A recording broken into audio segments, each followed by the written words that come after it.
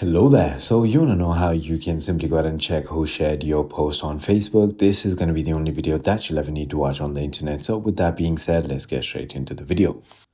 To see who shared your Facebook post, all you need to do is firstly simply go ahead and open your Facebook, then head into your profile. So let me just go ahead and do that real quick.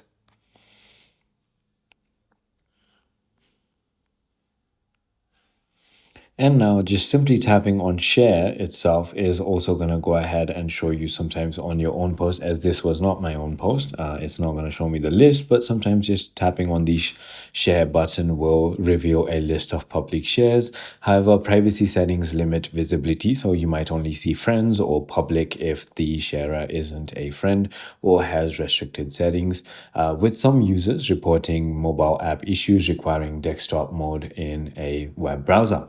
I hope this video made everything clear to you. If it did, hit that like button and I'll see you on the next one.